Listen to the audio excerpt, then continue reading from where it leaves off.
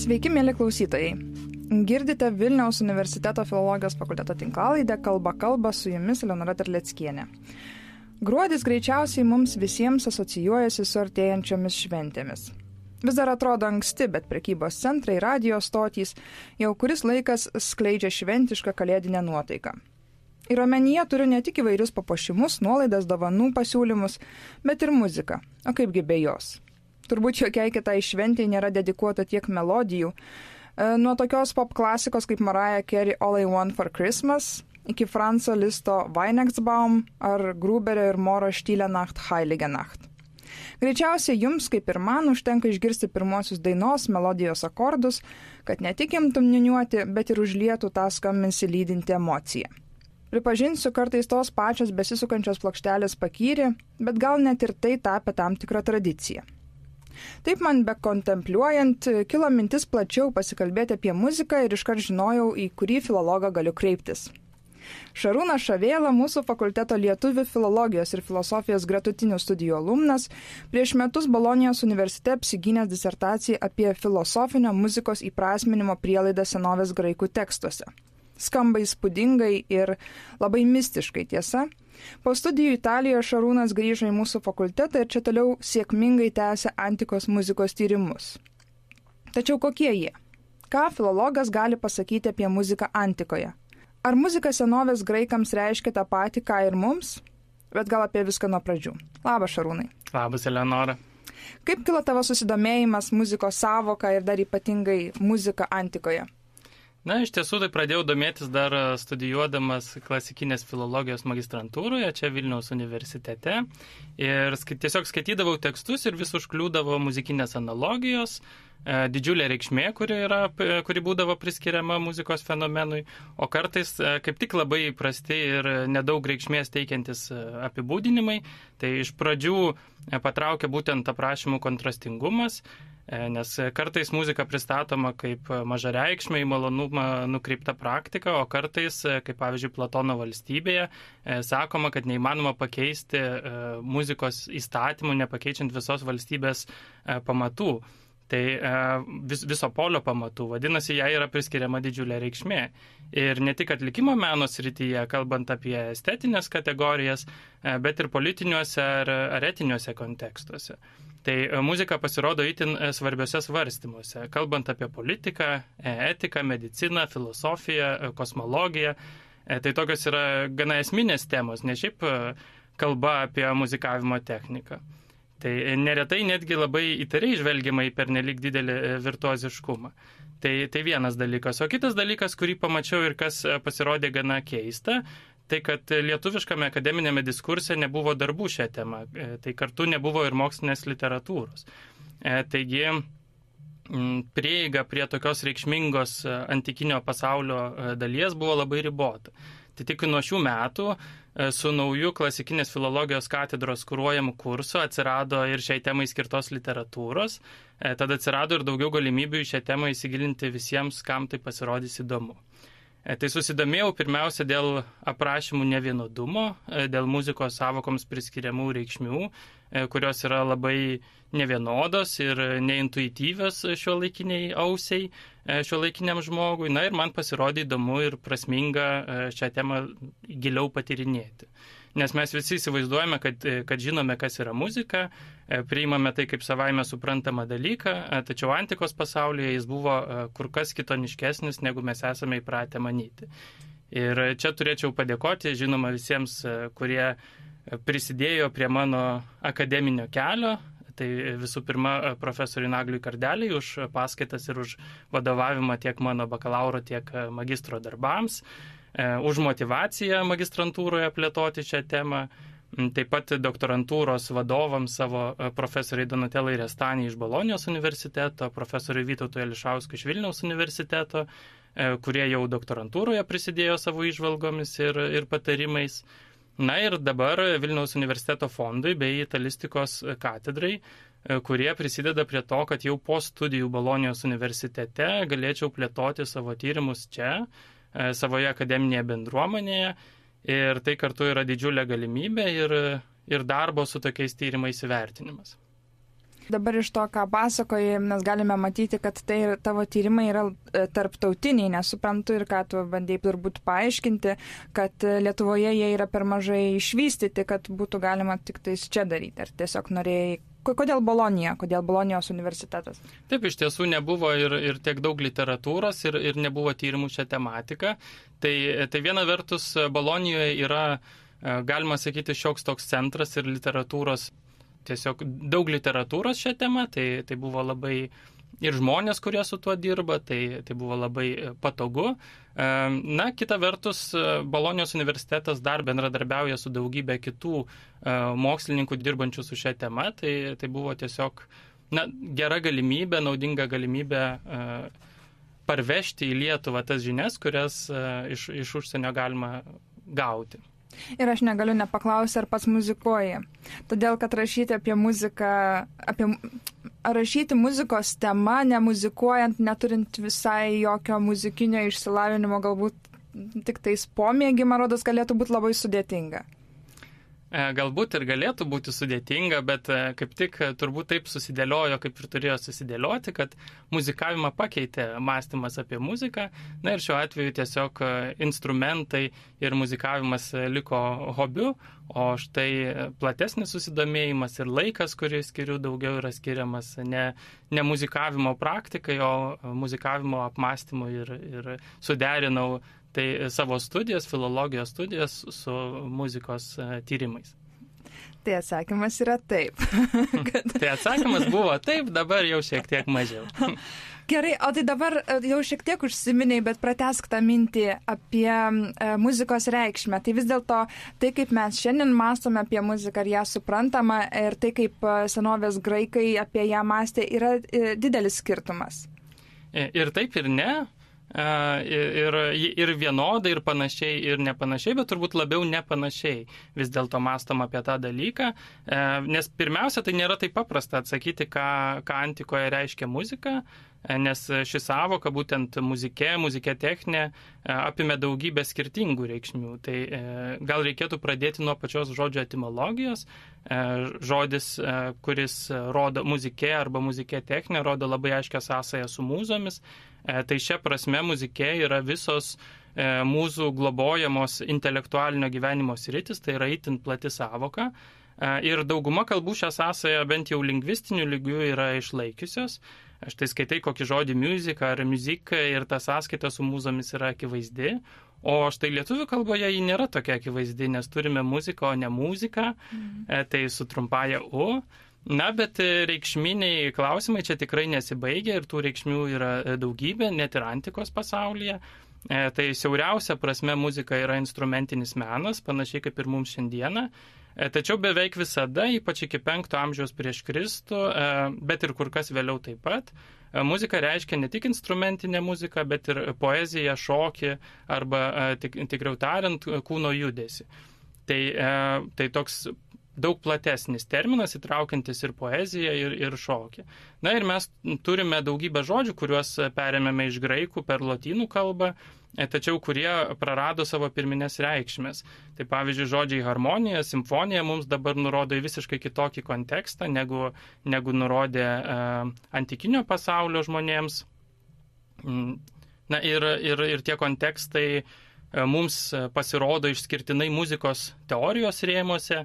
Na, graikams šie terminai buvo kur kas bendresnio pobūdžio. Pavyzdžiui, harmonija tai terminas reiškiantis būtent sąjungą, sujungimą, dalių darną, kuri vienyje skirtingus pradus ir galėjo būti pats terminas taikomas tiek muzikai, tiek kosmo tvarkai, tiek labai įvairiems kontekstams ir tikrai nebūtinai garsams. Ir tokių sąvokų yra labai daug, kurias mes intuityviai priskiriame muzikos sričiai, nes esame taip tiesiog įpratę, bet kurios antikos pasaulyje yra kur kas platesnės. Tai negalime sakyti, kad egzistuoja priešprieša, tarkim, muzika antikos prasme ir muzika šiuolaikinė prasme, nes antikinis terminas įtraukia ir panašią apibrėžtį, ir kaip muziką įsivaizduojame dabar, bet ir kur kas daugiau. Vadinasi, reikšmės tikrai yra netapačios, kontekstai tikrai yra netapatus, bet nėra tai ir visai skirtingas dalykas, arba toks skirtingas, kad visiškai mums būtų neprieinamas ir nesuprantamas. Bet o kiek mes žinome, kiek yra išlikę šaltinių, nupasakojančių apie žmonės besimėgaujančius muziką arba, veikiančius su muzika? Tai iš tikrųjų, be jokios abejonės, muzika buvo tikrai svarbi, tačiau vėlgi, kaip minėjau, pati reikšmė muzikos yra kur kas platesnė, negu mes ją priskiriame šiandieną. Ir muzikos aliuzijų, pasakojimų apie tikrovę per muzikinės analogijas yra begalė ir taip pat sričių, kuriuose buvo muzikuojama, taip pat yra daugybė. Tai tiek kasdienio gyvenimo kontekstuose, pavyzdžiui, siekiant atsipalaiduoti, dirbant darbus, tokie labai suprantami ir akivaizdus dalykai, tačiau kartu ir poetų varžybose ir netgi tradicijai perduoti. Nepamirškime, kad labai ilgą laiką tekstai buvo būtent atliekami garsiškai, gyvai. Tai vadinasi, tradicija buvo perduodama ne per raštą, o per aoidus, vėliau per apsodus. Tai būtent muzikos domenas yra tradicijos perdavimas. Ir tokiu būdu kultūrinė tapatybė formuojantis tekstai buvo įtvirtinami polio bendruomenės atmintyje. Tai dabar mes naudojamės dirbtinės atminties formomis. Tai turime duombazes, turime kompiuteris, tačiau antikos pasauliui muzika buvo būdas atsiminti praeitį, atsiminti istoriją, tai kas yra svarbu ir tiek, kas yra svarbu paskiriems žmonėms, tiek visai politiniai bendruomeniai. Tai muzika tampa tokio atminties ir lūkesčio, sujungiančio praeitį, dabartį ir ateitį komunikacijos priemonė. Ir geriau pagalvojus, tai netgi ir dabar tradicinė muzika, liaudies muzika, jie atlieka tą pačią funkciją. Tai pasakoja mums apie mūsų pačių praeitį, parodo mums, kad mes esame viena bendruomenė ir daugelis kultūrų šią idėją išnaudoja, ypač, pavyzdžiui, XIX amžiuje, kai iš naujo apmąsto savo kultūrinę tapatybę, kai bando ją apginti. Pavyzdžiui, yra Filipo Bolmano knyga, kuri vadinasi Music, Nationalism and the Making of the New Europe, kur šie ir panašus klausimai yra svarstomi būtent modernesnio jau laiko kontekstuose. Taip pat muzika labai svarbi antikoje kaip ugdymo dalis, nes muzika kaip vienas iš matematinių menų buvo svarbus ugdant jaunuolius. Taip pat tai neatskiriamas turiningo laisvalaikio, scholė elementas. Dar vienas svarbus aspektas, kad muzika buvo suvokiama kaip dievų dovana ir kartu ir žmonių naudojama kaip dievų dovana, bet ir kaip praktika skirta dievams šlovinti. Tai tokia yra dvipusė praktika. Tai iš esmės pagalvojus, matyti, kad muzika buvo svarbi vos ne visose svarbiausiose tiek asmeninio, tiek pilietinio gyvenimo kontekstuose ir kad tai yra be galo plati tema. Bet užsiminė, kad Platonas ją kritikavo. Kodėl? Platonas ją kritikavo ir kritikavo, ir nekritikavo. Ir būtent tai labai priklauso nuo kontekstų, kuriuose ta muzikos praktikos yra aprašomas ir vėlgi nuo reikšmių, kurios yra priskiriamos muzikai. Nes muzika yra įvardyjamos tiek garsų menas, tiek poezija, šokis ir garsų menas, tiek kosmo tvarka arba žmogaus sielos arba politinės bendruomenės tvarka. Muzika gali būti įvardyjama ir filosofija. Tai matome, kad muzikos sampratų yra labai įvairių ir dėl to reikėtų labai atsargiai skaityti tuos tekstus, kuriuose jie yra aprašomi. O kokius tekstus tau teko skaityti? Iš kur, gerai, suprantu, pagrindiniai filosofijos veikalai išlikę, bet iš kur traukiai tą medžiagą ir informaciją? Nes man rodos, jog galbūt kažkaip ten muziejuje kažkokių nepagrindinių, bet kažkokių reliktų turime išlikusių, bet šiaip labai sunku įsivaizduoti būtent kaip suprasti antikoje tokį dalyką kaip muzika. Iš tikrųjų, čia yra gana kompleksiškas klausimas, nes vieno šaltinio neužtenka. Ir aš daugiausia tyriau filosofinius tekstus, ypač laikotarpį nuo 5 iki 2 amžiaus prieš Kristų, kuris iš esmės filosofinio įprasminimo tradicija nuo pitagorininkų iki stoikų.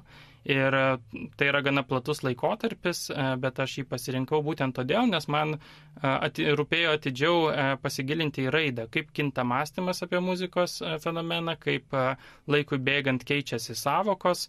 Na ir šis laikotarpis yra vienas pirmųjų, kuris išsamei filosofinių ir kultūrinių lygmenių nagrinėjo muzikos kontekstus. Ir galima stebėti, kaip tam tikros labai bendros savokos imamos vartoti vis siauresnėmis reikšmėmis arba tos reikšmės persidengia.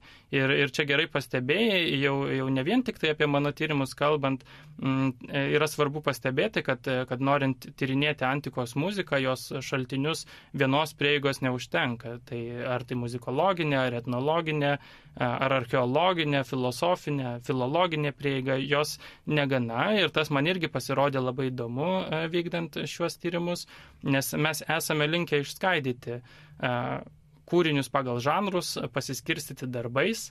Vienus dalykus paliekame tirti vieniems mokslininkams, kitus kitiems, tačiau holistinėje graikų sąmonėje tai buvo ta pati muzika ir tai yra labai svarbu. Buvo labai aiškiai juntamas ryšys tarp kalbos ir jos muzikalumo, tarp atlikimo ir kultūrinės tradicijos, kurioje yra tas kūrinys atliekamas. Tai vientisas pasirodymas, pavyzdžiui, koks nors himnas tiek žodžiais, tiek melodija, tiek ritmika savo funkciją ir adresatu. Tarkime, jeigu tai yra koks nors himnas skirtas dievybei pašlovinti, tai yra vieno ir to paties muzikinio vyksmo dalis. Ir tai nėra atskiri menai, poezija, šokis ar instrumentinis atlikimas, kaip mes juos esame išskaidyti, bet tai yra vientisas pasirodymas. Tai ir šių tyrimų ribose tas tarpdiscipliniškumas yra be galo svarbus ir yra buvęs ne vienas atvejis, kai ikonografiniai ar literatūriniai šaltiniai padeda archeologams arba atvirkščiai. Na tai pavyzdžiui, instrumentas rastas ant vazos galiausiai randamas vykdant archeologinius kasinėjimus ir jo buvimu buvo abejota. Arba tai tada jį lengviau yra identifikuoti, arba atvirkščiai, kaip pavyzdžiui Pirėjo poeto kapo atveju yra neaišku kieno tai yra kapas su daugybė muzikos instrumentų, neaišku, kas jame yra palaidotas, tačiau hipotezės keliamos remiantis piešiniais ant vazų. Ir toks įvairiapusis žvilgsnis yra labai pagrįstas ir galėtume sakyti, kad netgi vienintelis įmanomas, nes kalbame apie muziką, kurios nebėra, kurios mes nebegalime išgirsti. O jei kažkiek ir galime ją rekonstruoti, suradę ar perskaitę tą muzikos raštą, tai jos jau klausome kaip smalsus praeitį nagrinėjantis melomanai, o ne kaip gyvosios kultūros dalyviai. Nes esame kitokie, kitaip klausome, bet tai kartu nereiškia, kad negalime rekonstruoti muzikos tradicijas. Ir būtent ir įdomiausia, kad norėdami tai padaryti, negalime susitelkti į paskirus muzikos kūrinius, nes turime labai nedaug išlikusių muzikinės notacijos pavyzdžių, jie dažnai yra fragmentiški, tai vadinasi, mums būtinai prireikia kitų šaltinių - literatūros, filosofijos, ikonografijos, archeologinių kasinėjimų ir apskritai visko, kas gali tą mūsų žinojimą papildyti. Tai toks tyrimas apskritai tampa antropologiniu, kultūrinio garsovaizdžio tyrimu, o ne paskirų kūrinių analizė, kas galbūt nors ir ne iki galo, bet įmanoma šiuolaikiniams kūriniams, tai antikos kontekstams tai visiškai netinka. O kaip tau sekėsi tyriant suderinti tą tarpdiscipliniškumą? Nes man rodos, kad senųjų tekstų tyrimai, nebūtinai tekstų, bet apskritai į praeitį besikoncentruojantys tyrimai retai kada yra netarpdiscipliniški. Na, turbūt kiekvienam pavyksta daugiau ar mažiau įnešti kažką savito, suderinant tas disciplinas, nes galutinis žinojimas turbūt vargiai yra įmanomas. Ir būtent, kai dirba skirtingi mokslininkai, įvairūs mokslininkai ateinantis iš savų kontekstų, jie atsineša savo žinojimą ir kažkuo prisideda. Tai be abejo yra, aš ateinu iš filologinio ir filosofinio lauko ir šiuose srityse mano tyrimas buvo susikoncentravęs, tačiau kiti šaltiniai tikrai jam labai padėjo ir be jų tirti antikos pasaulio iš tiesų yra vargiai įmanoma. Ir pagrindinė priežastis, kaip teisingai pastebėjai, yra ta, kad mes esame nutolę nuo jo, kad mes tai, kas jiems buvo akivaizdu, mums nebėra akivaizdu. Mes mąstome šiuolaikinio žmogaus kategorijomis, o jie mąstė savomis kategorijomis. Vadinosi, tas modernus tyrėjas, jisai turi modifikuoti savo prieigą, modifikuoti savo įprastas pasaulėžiūrinės normas ir tokiu būdu užklausti savo žinojimą, priimdamas, kad galbūt tas pasaulio matymas senovėje buvo kitoks. O kokie buvo reikalavimai keliami muzikai? Ir tu užsiminėjai, kad mes negalime kaip ir kalbėti apie paskiras dainas. Tiesa? Taip. Tai ar mes galime kalbėti apie žanrus? Na, žanrų vėlgi buvo daug ir įvairių. Jau minėjau, kad graikiškasis muzikė apėmė ne tik muziką, bet ir poeziją, kūno judesį, garsų meną. Tai natūralu, kad žanrų galėtume vardyti labai daug. Tačiau turbūt kur kas svarbiau yra, kur tie žanrai pasirodydavo. Ir kad žanrai, o kartu ir muzikos praktikos buvo įkontekstintos. Tai vadinasi, jeigu buvo muzikuojama simpozijume, tai parenkami kūriniai su labai tvirtu identiteto matmeniu, tai Anakreontas, Simonidas, Homeras. Jeigu tai yra laidotuvių ritualai, tai atliekamos raudos, kurios savaime aišku, kad netinka, tarkime, vestuvių ritualams. Tai garsinė muzika, kuri lydi žodžius, turi būti atitinkama. Ir liūdniems žodžiams parenkama liūdna melodija, ir netgi fonetinių lygmenių. Tai yra parenkami priebalsių deriniai, kurie prisidėtų prie melodingumo. Tai pagrindinis reikalavimas turbūt yra tas, kad vidinė kompozicija atitiktų kontekstą. O konteksto apibrėžiančios taisyklės buvo labai aiškios ir todėl, kaip minėjai, kai kurie autoriai, kaip ir Platonas ar pseudoplutarchas, vertina neigiamai muzikinės inovacijas, nes jos tiesiog iškrinta iš konteksto. Labai įdomu. Skaitydama tavo disertaciją atradau, kad tu kalbi ir apie negirdimąją muziką. Ar galėtum šiek tiek plačiau pakomentuoti ir papasakoti, kas tai yra? Tai taip, yra keletas būdų, kaip apie tai būtų galima kalbėti. Tai vienas jų yra suvokiant, kad muzika kartais buvo įvardyjama kiti dalykai, kitokie dalykai, negu mums dabar įprasta, tai filosofija, sielos pradų dermė, kaip simfonija ar sąskambi Platonas įvardyja polio bendruomenę, net ir kosmas, kuris yra suvokiamas kaip tvarkinga darni muzikinė tikrovė, tai netgi ir jis suvokiamas kaip skleidžiantis girdimąją muziką, kurios žmogus negali girdėti dėl ribotos prigimties, bet kartais įvardyjamas ir kaip skleidžiantis negirdimąją, tik protu pagaunamą muziką.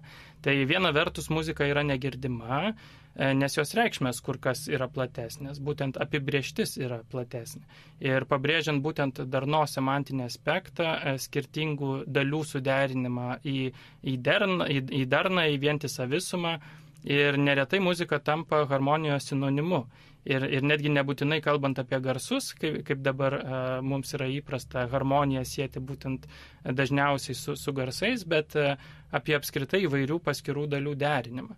Tai tiek politiniuose, tiek socialiniuose ar netgi etiniuose kontekstuose, kosmologiniuose mes galime kalbėti apie muziką, kuri nėra garsai, bet vis tiek jai yra suteikiamas muzikos vardas. Tai čia vienas dalykas. O kitas dalykas, kurį aš ir tyrinėjau, tai kad egzistuoja idealioji muzika, egzistuoja mūzų muzika. Tai tam tikri idealūs intervalai, kosminė arba gamtinė tikrovė įkūnijantis intervalai, kuriuos žmonės tik tai bando atkartoti. Tai kai kurie sėkmingiau, kai kurie netaip sėkmingai. Ir kitaip tariant, tobulos melodijos egzistuoja dar iki garsų, kuriuos amatininkai, muzikantai, kompozitoriai sudėlioja. Tai man buvo įdomu išsiaiškinti, ar kai mes kalbame apie kosmo muziką, apie instrumentinę muziką, kurią kūrė žmogus, ar ir kartu apie žmogaus sielos, polio muziką, etinį muzikos poveikį, ar mes vis dar kalbame apie tą patį, nes tai yra labai skirtingi dalykai, labai skirtingos muzikos sampratos. Ir čia būtent matematinė muzikos teorija tampa šias skirtingas muzikas sujungiančių dalykų. nes egzistuoja tam tikros matematinės struktūros, kurios yra objektyviai darnios arba nedarnios, ir dar iki garso, dar iki kompozitoriui jas sukuriant, ir nuo to, kaip tos struktūros pritaikomas garsiniai išraiškai, priklauso ir etinis poveikis. Tai tam tikros dermės gali žmogų vesti į dorybę, tam tikros jį kreipti link ydos, na ir būtent dėl savo matematinės sandaros jos turi tą poveikį. Tai kai įvedame tokią jungtį, muzika tampa dar pavojingesniu ir dar svarbesniu dalyku visuomenės gyvenime, nes tai reiškia, kad žmogus ne visada sąmoningai tą muziką analizuoja arba nebūtinai ją apmąsto, bet tos muzikoje glūdinčios struktūros jį vis tiek veikia. Ir veikia visus vienodai, vadinasi, jos yra objektyvios, tikros ir gali išbalansuoti žmogaus sielą, įsiskverbdamos iki sielos germių, tačiau žmogus nebūtinai tą poveikį reflektuoja. Ir todėl vėlgi tam tikros virtuozinės ar taisyklės iškraipančios praktikos yra apibūdinamos ne tik kaip neteisingos ar netitinkančios nustatytų taisyklių, bet kaip pavojingos ir objektyviai blogos. Tiesiog pasikeičia požiūrio kampas. Tai labai įdomu, nes ar nėra panašaus supratimo ir šiandien apie muziką?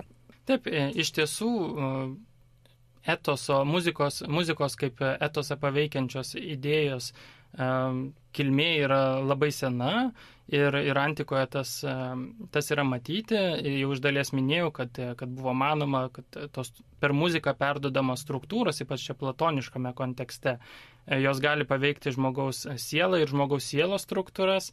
Ir pačiose melodijų harmonizavime glūdi kokybės apibrėžiančios žmogaus būdą. Tai pavyzdžiui, antikoje buvo manoma, kad dorėninė dermė suvokiama kaip tinkamiausia doram žmogui, fryginė dermė uždeganti dvasią, lydinė kreipianti link glebumo ir taip toliau. Tačiau kartu dėl to, kad toks poveikis yra, jos buvo ne tik tai pavojingos. Va čia reikėtų šitą irgi atkreipti dėmesį, nes jos galima buvo išnaudoti ir pozityviai, tai yra taikyti ir medicinoje.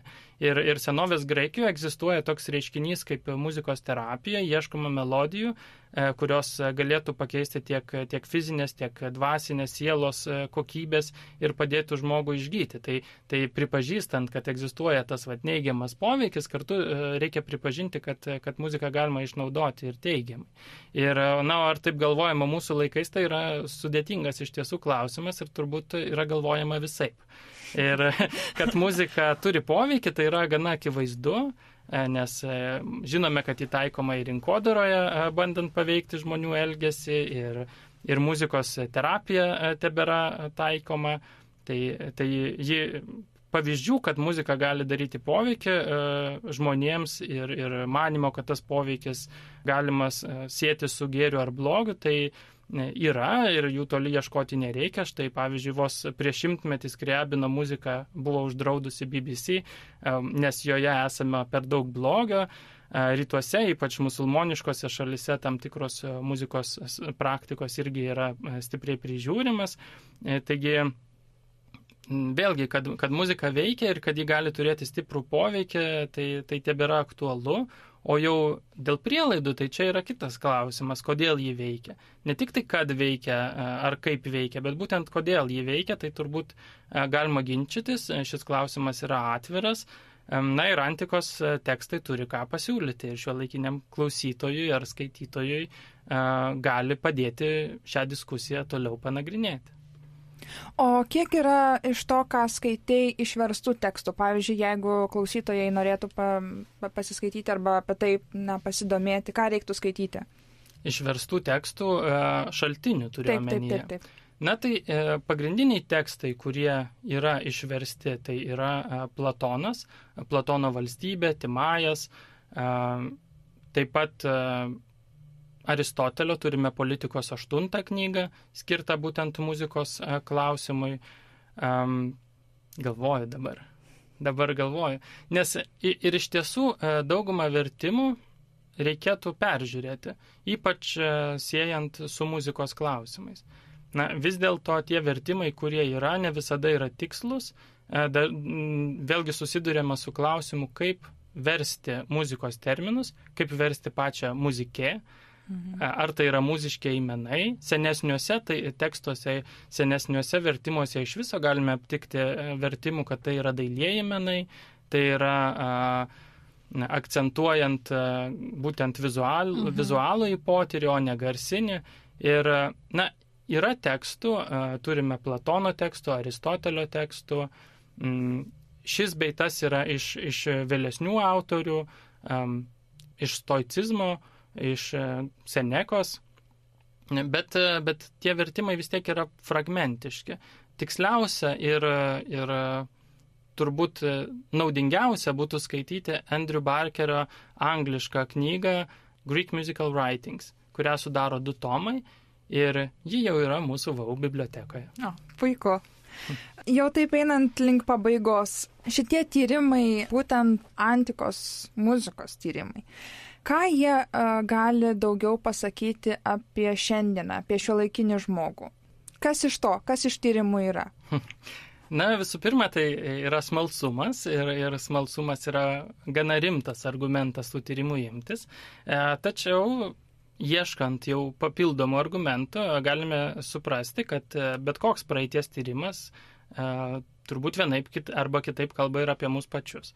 Tai visų pirma, nagrinėdami senovės muzikos tradiciją ir apskritai antikos pasaulį, kaip pastebėjai prieš tai, esame priversti į pasaulį pažvelgti per jų pasaulėvokos kategorijas, ne per savo. Ir tai leidžia užklausti mums įprastą mąstymą. Tai kitas dalykas, patys klausimai, kurie yra nagrinėti. Kodėl muzika yra tokia paveiki, kas jos struktūrose glūdi, kad ji priverčia net ir šiuolaikinį žmogų stabtelėti, skirti reikšmingai daug laiko jos klausant. Kodėl paklausius tam tikros muzikos mūsų nuotaika pasikeičia ir ar galima tai išnaudoti tiek teigiamiems, tiek neigiamiems tikslams. Kodėl tam tikrą muziką pasirenkama naudoti per protestus, kaip politinės komunikacijos žinutė. Tai šie visi klausimai vis dar aktualūs ir antikos pasaulis apie juos taip pat svarstė. Galbūt turėjo šiek tiek daugiau tikėjimo, kad tą atsakymą rasti įmanoma, bet tai ir jiems nebuvo akivaizdu, nebuvo tai akivaizdus klausimai, kurie buvo svarstyti ir man atrodo, kad jie nemažiau aktualūs ir šiandien. Gerai, tai jau visai pabaigai. Šarūnai, mes savo pašnekovo visada prašome, ką nors parekomenduoti, ar knygą, filmą, parodą, bet ką. Tai ką tu turėtum patarti, parekomenduoti? Taip, tai jeigu taip kalbant apie muziką ir apie muzikos tekstus, tai vieną knygą aš jau minėjau, tai yra Philippo Bollmano knyga Music Nationalism and the Making of the New Europe. O kita knyga, kurią galėčiau parekomenduoti ir prie kurios pats grįžtu, tai yra katalogas, Louvro parodos katalogas, kuris vadinasi Musique Eco de l'Antiquité, kur yra tiesiog surinkta daugybė pavyzdžių ir jie yra pateikti grafiniais pavidalais, yra nuotraukos su jais susijusių su muzika, su muzikos kultūra, su paaiškinamaisiais straipsniais tiek iš antikos, tiek iš Egipto, tiek iš rytų pasaulio, iš Mesopotamijos. Tai va toksai tekstų ir paveikslėlių rinkinys, kuris gal nėra toksai nuoseklaus skaitimo tekstas, bet kurį vartyti visada įdomu ir ką nors įdomaus tikrai galima rasti. Labai ačiū, Šarūnai. Paprašysiu paskui, kad atsiųstum ypač šito katalogo pavadinimą ir tikslesnę nuorodą. Įdėsim klausytojams į Facebooko puslapį, kad galėtų greičiau susirasti, nes manau, kad ne vienam kils problemų ieškant to katalogo. Tai labai ačiū, Šarūnai, kad atėjai, kad pasidalinai, buvo nepaprastai įdomu. Ačiū tau, Leonora. Labai ačiū klausytojams, kad klausėtės, kad buvote kartu su mumis ir primenu, kad čia buvo Vilniaus universiteto filologijos fakulteto tinklalaidė Kalba kalba. Su jumis buvo Eleonora Terleckienė ir mūsų laidų galite klausytis pačiose įvairiausiose platformose – YouTube, Spotify ir kitur, o naujienas galite sekti Facebooko puslapyje. Iki. Ačiū klausytojai.